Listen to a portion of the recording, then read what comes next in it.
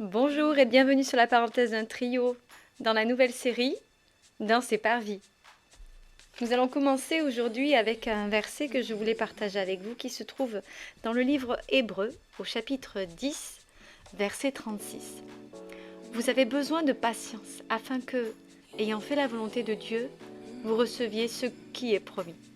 C'est un beau verset et ça nous encourage à tenir ferme jusqu'à ce que nous ayons reçu les promesses du Seigneur. Le texte qui suit est un petit feuillet de la bonne semence, comme chaque semaine. Je vous remercie de suivre ce petit moment de partage. Il s'intitule « Une aiguille plus ou moins aimantée ». C'est la suite de « Comment connaître la volonté de Dieu ».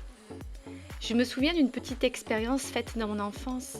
Je prenais des aiguilles dans la boîte à coudre de ma mère, je les frottais avec l'aimant d'une dynamo et je les trempais dans de l'huile. Ensuite, je les déposais délicatement à la surface de l'eau d'un seau, tout simplement. Merveille, les aiguilles flottaient. Et de plus, elles indiquaient le nord, plus ou moins bien toutefois, selon leur aimantation. Ces aiguilles donnent une image de la manière dont le croyant peut discerner la volonté de Dieu. Cela dépend de son état spirituel, un peu comme les aiguilles qui s'orientent plus ou moins précisément vers le nord. Mais qu'est-ce qui peut nous aider à prendre la bonne direction, à comprendre la volonté de Dieu? D'abord, il faut vouloir la faire. Quand nous la recherchons, demandons-nous pour quelles raisons nous désirons la connaître. Est-ce pour savoir si elle nous convient ou voulons-nous réellement être soumis à la volonté divine?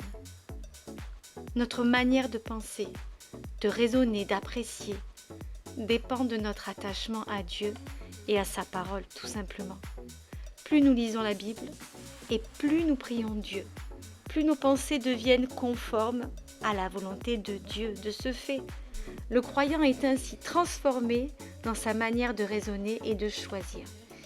Il s'éloigne peu à peu des raisonnements du monde pour donner la priorité au bien selon Dieu et aux intérêts du Seigneur. Plus la parole de Dieu nous sera familière, plus elle nous aidera à prendre de bonnes décisions. Voilà, ce moment est déjà terminé.